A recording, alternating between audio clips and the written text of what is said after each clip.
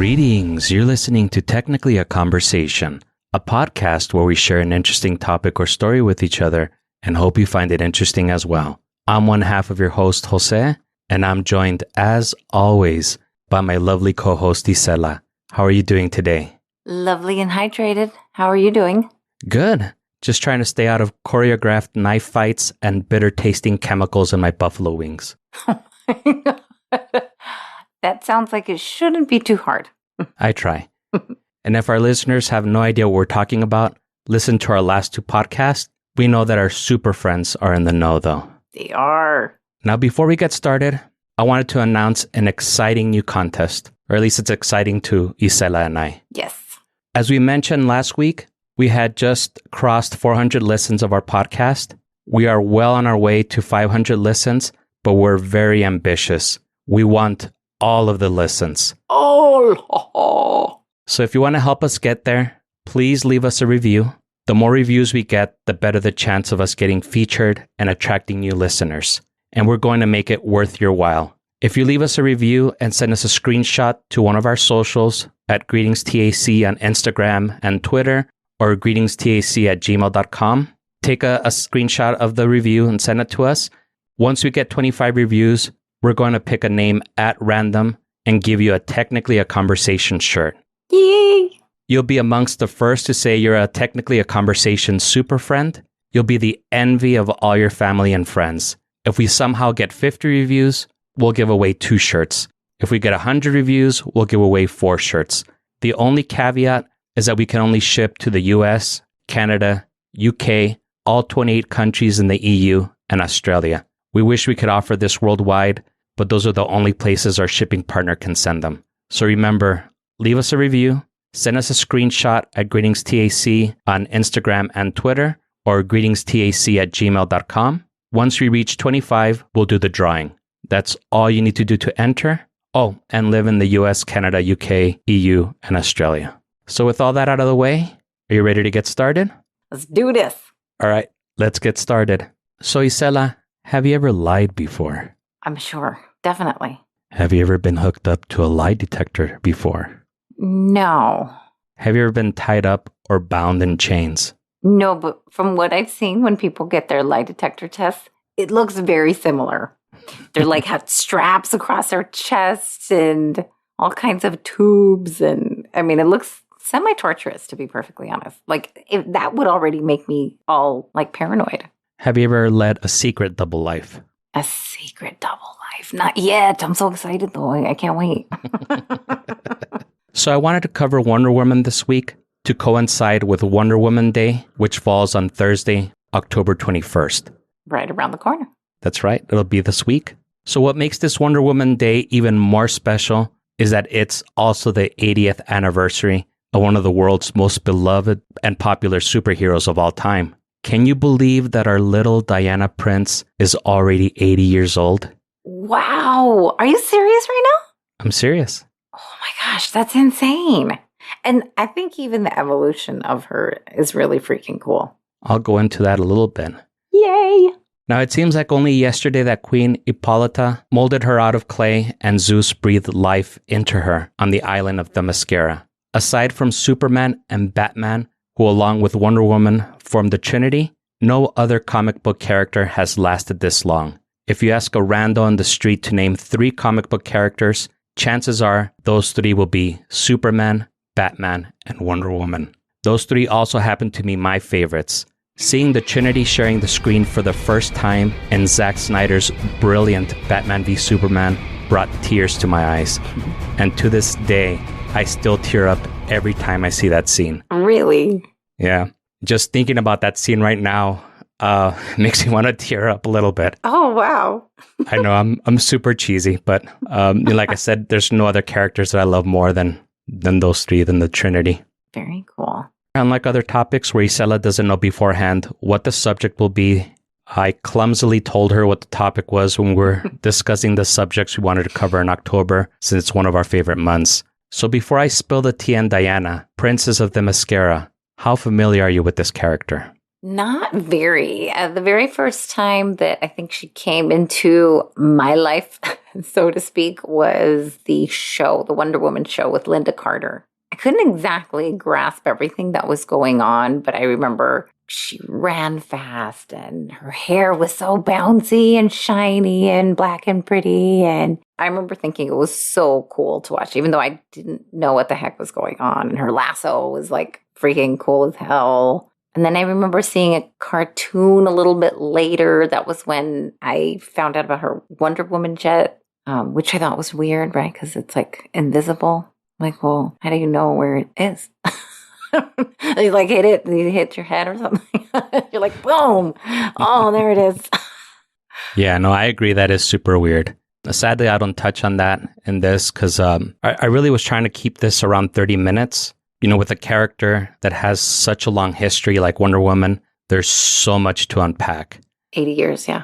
Just for the sake of brevity, I'll only be covering the most noteworthy and basic facts, but I'll try and throw in a few surprises. Think of this more as a Cliff Notes version, but I hope that you still find something interesting and of value. And not to discount what you were saying, Linda Carter Wonder Woman was also my first memory of her. I remember my parents watching it when I was a kid, and, you know, I also didn't really know too much what was going on, but I just remember seeing her and thinking that she looked like a real superhero, like she really sold it. Yeah, I remember just kind of looking at the wood-framed TVs, and I just remember staring at it like, I just kind of being mesmerized by her character. You said it perfectly. She was very mesmerizing. It was hard not to be captivated seeing her on the screen. So let's start off at the beginning, Isela. Do you know why October 21st is Wonder Woman Day? Is that the first time that they released like a cartoon or whatever came out first, the comic, I guess? That's exactly it. Yay! On October 21st, 1941, was the first appearance of Wonder Woman in a story from All-Star Comics number 8 called Introducing Wonder Woman. So this is pretty much the origin story of the character and also introduces us to Steve Trevor, who's Diana's love interest, Queen Hippolyta, which is Diana's mother, and Mala, a friend of Diana. If you've ever watched the Wonder Woman series with Linda Carter, the one we were just talking about, it's pretty much the first episode. Steve Trevor, a U.S. Army pilot, crash lands on Paradise Island while chasing Fritz, a Nazi spy. Diana and Mala find him and take him to their hospital. Diana stays by his side and nurses him back to health and falls in love with him.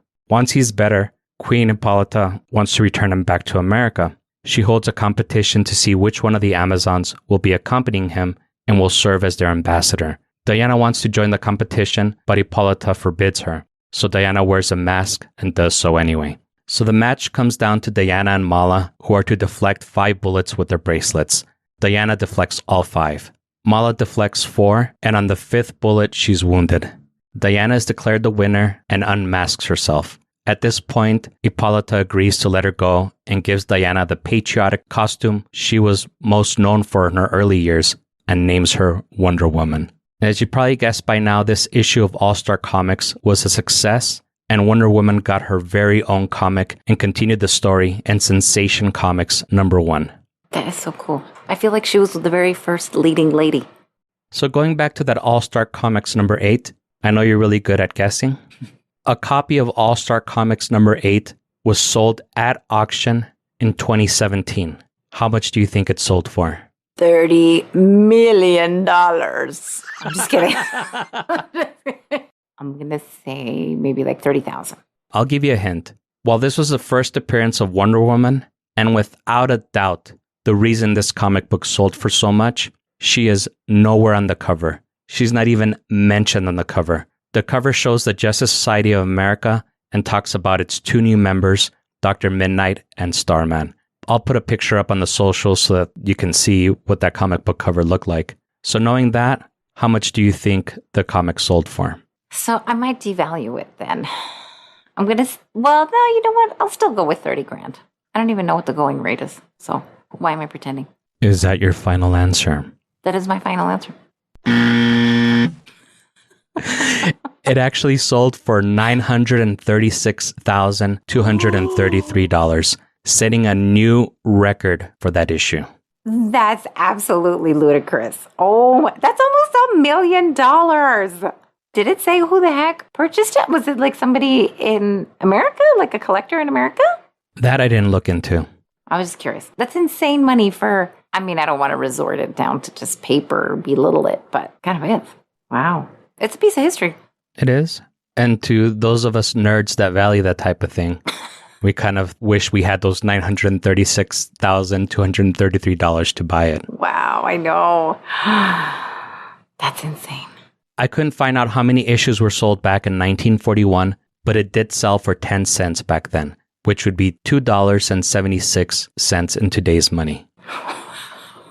So basically $1 million profit. Pretty much, yeah. Wow.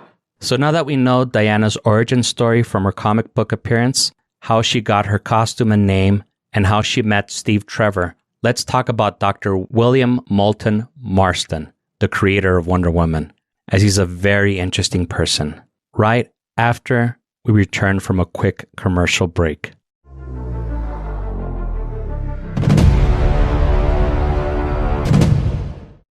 You don't have to go through a boom tube to get a Gradney Goodness tube steak. 100% beef for 100% goodness. We have something to please even the snootiest of appetites. Try our classic hot dog or hot sausage for something that's filling while on the run. Or our beef patty when you want to enjoy your meat snack with two hands. And for our vegan friends, our hot pretzel is sure to satisfy. Our prices are something your wallet will also like. The all-beef Granny Goodness Franks are only $1, 2 for $1.75, and the hot sausages are only $1.50. Price and participation vary. Tax not included. See our food cards for details. Serving the greater Central City downtown area. Member DCEU.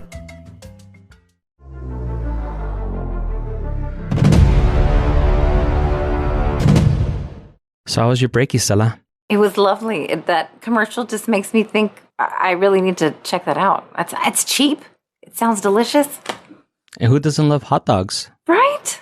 Who doesn't want to shave off 38 minutes of your life with a hot dog? You know what the last 38 minutes are? You're going to be shitting in a bag. You can't breathe. I'm just kidding. I heard that from, I think, was Dennis Leary or something. It was very funny. Yeah, during my break, I was trying to make bracelets to deflect bullets. But then I remembered that I'm allergic to bullets, and that probably wouldn't be a good idea. Yeah, I think that would be a problem. Plus, you would probably never want to take them off if you actually had them on, even if you couldn't. You'd be like, cha-ching, cha-ching, kind of posing everywhere you go. Yeah, when I realized it wasn't a good idea, I drank a bottle of Pepe Chico and ate some pumpkin spice ramen instead. I think it's actually Topo Chico, just BT dubs. And pumpkin spice ramen still sounds gross. We still got to try the apple cider donut. I was going to say that. Speaking of pumpkin spice, did you know that there's a new flavor coming for the throne? Oh, do tell. From where? Well, apparently Starbucks released something called Apple Crisp Macchiato. Yes. And people are quickly taking sides. It's like the whole Team Edward, Team Jacob thing all over again. Is that a Twilight thing? Team Edward, Team Jacob? Even I know that, Isela, and I've never seen or read Twilight. I haven't seen it either, but it sounds like that, I think, right? Yeah, no, it is Twilight, yeah. Okay, that's so strange coming from you. I'm like, did he just reference a Twilight thing? Well, it's because I remember when the whole Twilight thing came out, I mean, I was completely oblivious to it, but I would always see on Twitter people fighting, and then they would put like the hashtag Team Edward, Team Jacob. And I was like, what the hell is that? Like, what's Team Edward, Team Jacob? Like, what's that? What? Like, I had no idea what was going on. Oh. So I Googled it, and apparently they're like the two main love interests for the Twilight girl. I don't know what her name is. Belle. I want to say her name is Belle, but I'm probably wrong. I know the actual actress or actor's name. Her name is Kristen Stewart or something like that. Yes. So going back to this apple crisp macchiato, I saw it on the menu because my sister likes, well, that's an understatement. My sister loves Starbucks. So when we went this weekend, I saw it, but they have like the best vanilla chai. I'm sorry, just chai tea. So I said, I haven't had this in a long time, but I really want to try that. It's so hard for me to stray when I know I got something that's going to be like a surefire, delicious thing versus like go out of my comfort zone. And I don't know. I couldn't do it, but it looked really delicious. Have you ever had the pumpkin spice? Yes, I have. It's so good. I never thought I would like it because I don't even like pumpkin pie. I don't like carving pumpkins. I don't like any of that. So do you think that you would be team pumpkin spice or team apple crisp macchiato? Definitely apple crisp macchiato, because I love apples to begin with. The only thing about pumpkins that I do like is the pumpkin spice lattes. So yeah, I'm with you. When it comes to artificial flavors, I'm all over apple. I like my phone's Android and I like my coffee Apple. There you go. But here's a quick question. Have you tried the pumpkin spice latte? I haven't tried any of them. So that's actually what I was going to say. So this weekend, we're going to hang out to do some more videos. Yeah.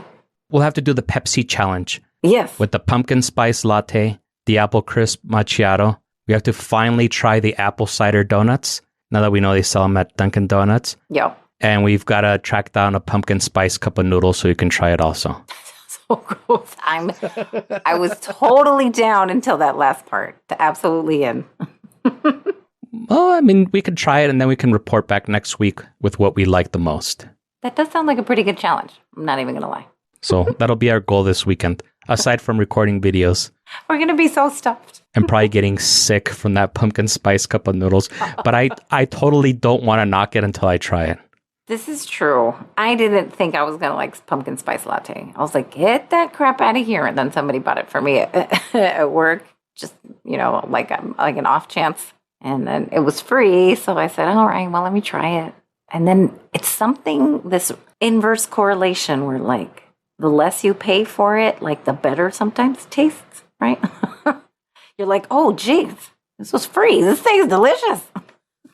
Yeah, or just sometimes just the fact that somebody gave it to you, you kind of value it a little bit more. Yeah, and plus we're going to be like super hopped up on all the caffeine. We're going to be like, oh my God, let's do this. Hurry. There'll be 10-second videos instead of the 24 or whatever that they have to be for TikTok. Exactly. We're like, hello, everybody. Guess what we're going to be doing? Now, before our commercial break, I mentioned that we would talk about the creator of Wonder Woman, Dr. William Moulton Marston. Now, had Dr. Marston only created Wonder Woman, and that was his only claim to fame, that would be an accomplishment in and of itself. We would still be talking about him on this basis alone. But he was an overachiever. He held 3 degrees and was also an inventor. Do you want to take a guess at what invention he's best known for? I don't know. This was back in when? It was in 1921. Oh my, 1921? The light bulb?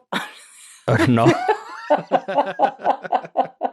I'm just kidding. I'm kidding. I don't know. The ice cube tray. No. I'll give you a hint. It was one of the awkward questions that I asked you at the beginning of the show. If I was ever... the lie detector test. The polygraph, I guess then, right? Yes. He invented the lie detector test in 1921. Wow. So the following information is from a Smithsonian article titled The Surprising Origin Story of Wonder Woman by Jill Lepore. Dr. Marston was an internationally famous psychologist who held 3 degrees from Harvard, including a PhD in psychology. I found out one of the other degrees he had was a law degree. I couldn't find what the third one was. Prior to getting into the comic book industry, he had worked as a lawyer, scientist, and professor. He'd been a consulting psychologist for Universal Pictures. He'd also written screenplays, a novel, and dozens of magazine articles.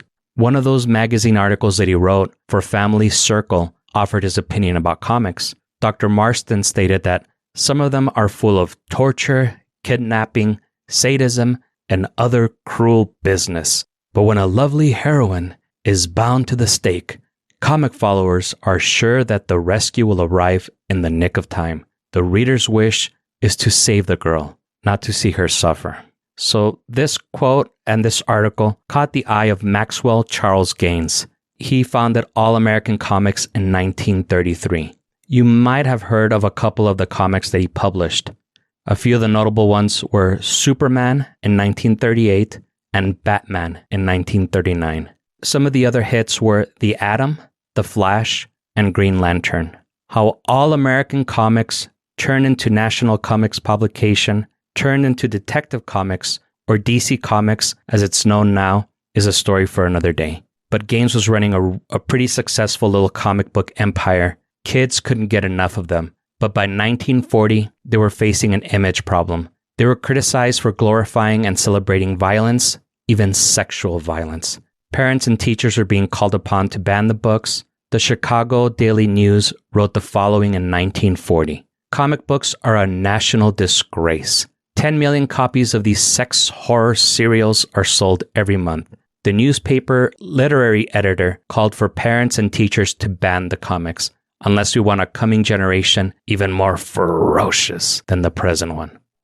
So realizing that he had a problem and remembering the article Marston had written in Family Circle, Gaines hired Marston as a consultant. An editorial advisory board was started to QC their books, and books in which Superman and Batman appeared were stamped with an assurance of quality logo, the now famous A DC publication. So Gaines starts an advisory board. Marston is appointed to be in charge. Isela, what do you think their first order of business was? Probably to brainstorm how they could turn that image around. That's pretty logical. That makes sense. I probably would have done the same thing. Since I have a follow-up question that obviously didn't happen, what do you think Marston decided to do? I don't know. Maybe he's the one who invented her himself and said, hey, this is what we're going to go with.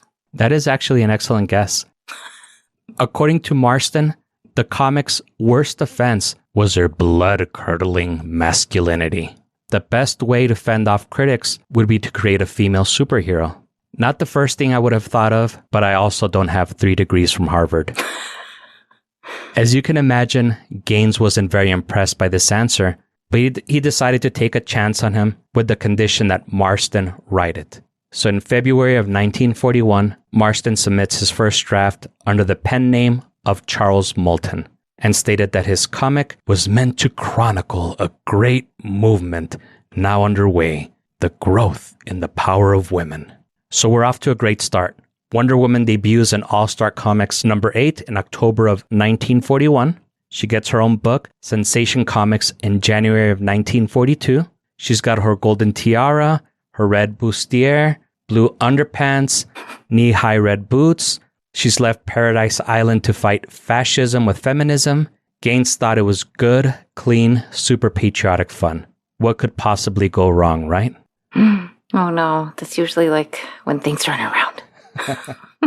So something happened in March of 1942.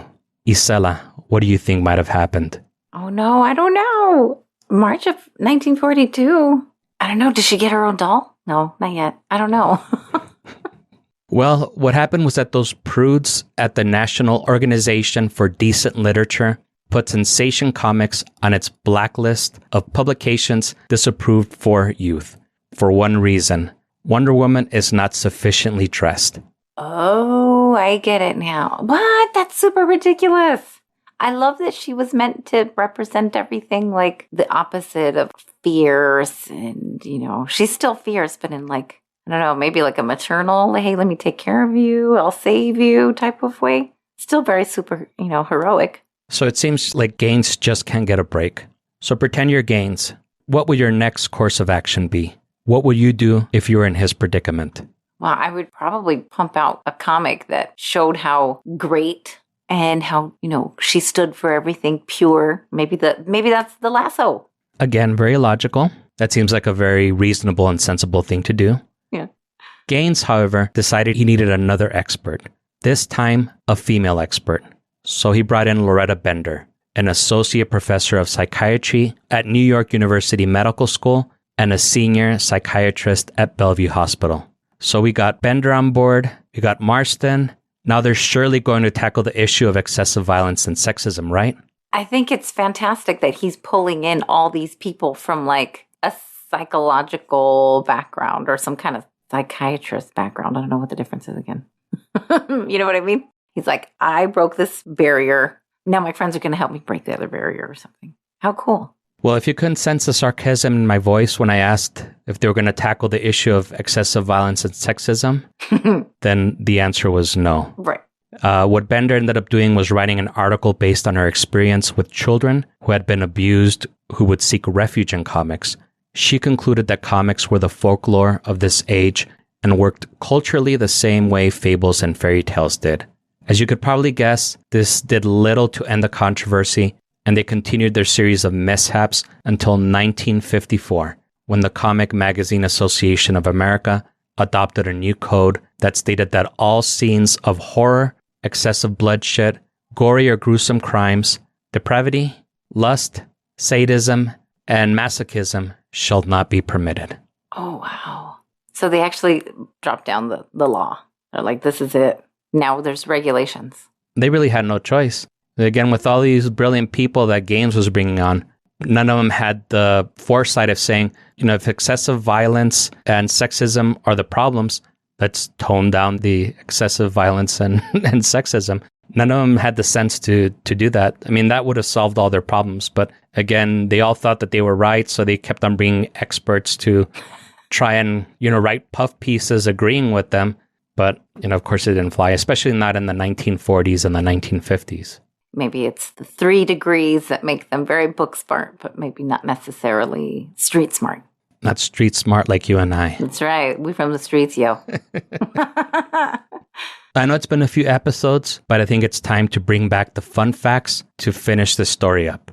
These are from a BBC article titled 5 Surprising Secrets Behind the Creation of Wonder Woman. No author was listed.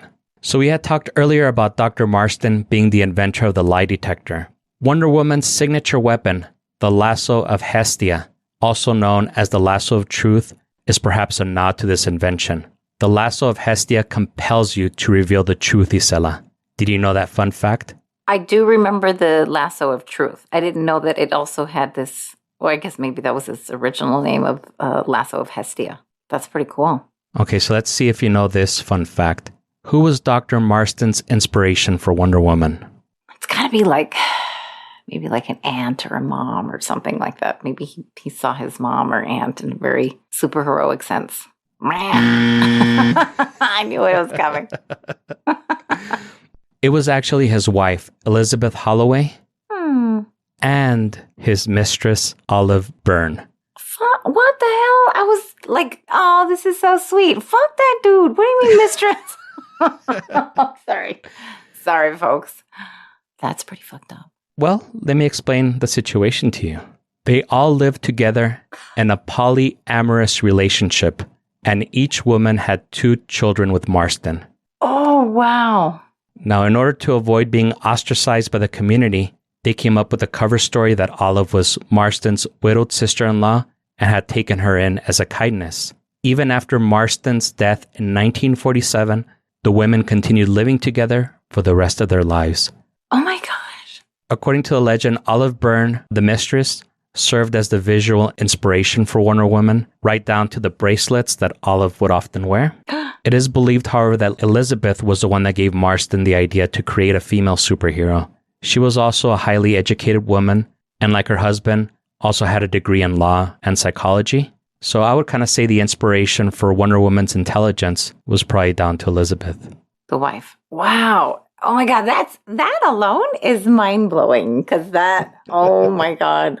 Maybe this is also like the Mexican side of us, where like women and men are known to be very like jealous and like, what are you looking at? And like that whole thing. I mean, I don't participate in that whole thing, but that's so foreign to me. I mean, pretty much that's like every guy's dream, right? So I guess power to him for being able to pull it off. And, his wife was obviously cool with it. I just have so many questions. Like, maybe it was even one of those things where they're like, hey, this is my friend. We should bring her into this relationship. And then he was like, a toda madre, let's do it. Well, Olive was actually a student of Marston, because Marston was a psychology professor at that time, and she was his student. What a dirty dog. Come on, Marston. Híjole. Can't help but think about that Billie Eilish song, Your Power. If you guys haven't heard it, check it out. Great lyrics. Wow. All right. I mean, but, they're adults. And again, he's living probably every guy's fantasy too, so. That is where I question, because most men that I know are usually complaining in some. So can you imagine having double the headaches and like double the women with double the length of like a freaking honey-do list? And that's very true. And there's a reason why I'm not married too, so. Hey, you and me both. I'm just kidding. Right, like I have a honey-do list. What? So Wonder Woman's personality was designed to be that of the perfect woman, or at least according to Marston. he had written a book in 1928 called Emotions of Normal People. And in it, he described what people's personalities were. And he believed that personalities were a blend of 4 unique behaviors: dominance, inducement, submission, and compliance. He called this the disc theory. So he created Wonder Woman to be a love leader, as strong as a masculine archetype, like me, but as loving as a feminine one. Like you, Isela. Oh, so kind. Thank you. I find that very interesting because you know how people right now use like, oh, they're a type A and, you know, they're very take charge and stuff like that. Like I can kind of see some similarities of traits that we kind of talk about even today. Yeah, when I was looking into that disc theory, it seemed very much like those personality tests that they make you take at work. Oh, wow. Maybe this will redeem Marston in your eyes. Early Wonder Woman adventures were influenced by the Marstons' sex lives. During Marston's run of writing her, she was often tying up or whipping her enemies and was often bound and tortured herself in almost every issue. As we had discussed earlier, there were a lot of complaints about this, and Gaines expressed his concerns to Marston. Marston attributed her kinky nature as another aspect of being a positive role model. And I can see that. The most positive role models in my life have also been the kinkiest. That's very concerning. That's very concerning. So basically what we're saying is this guy was very much into S&M.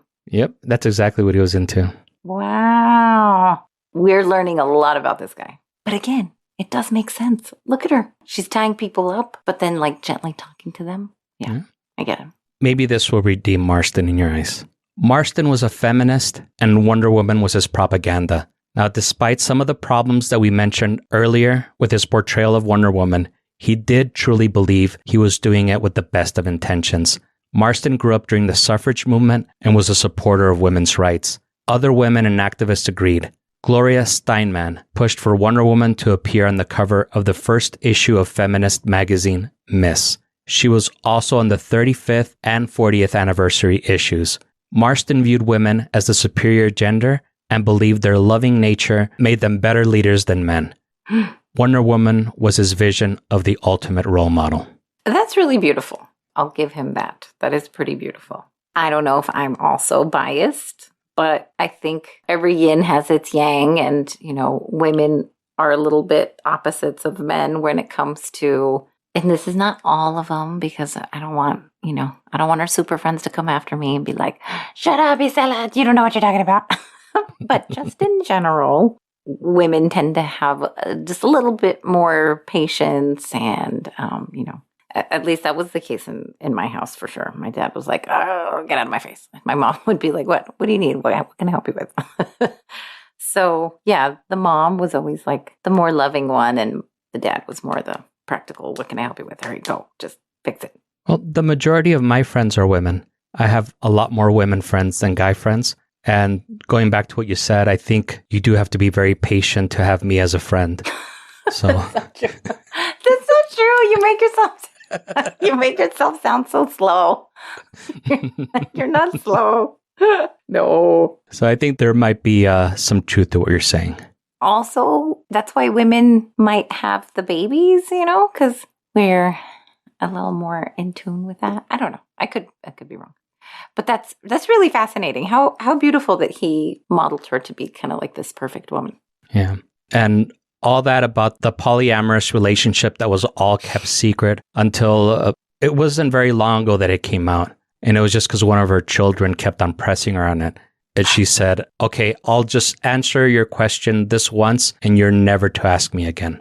That's how that all came out. Well, even to this day, 80 years later, it's still very foreign. If someone came up to me, if my boyfriend came up to me and was like, hey, let's introduce this to third person, and be like, what does he look like? I'm just kidding. I'm kidding.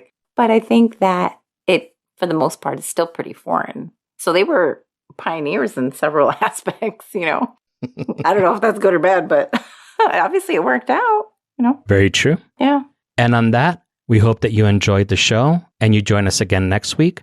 If you're enjoying the show, leave us a review, tell a friend, and subscribe. wherever fine podcasts are sold. Follow us on TikTok, Instagram, and Twitter at GreetingsTAC. Email us at greetingstac@gmail.com or leave us a voicemail at 915-317-6669. If you have a story to share with us, Come out of hiding. You know you do. the Lasso of Hestia compels you to reveal the truth and leave us a review.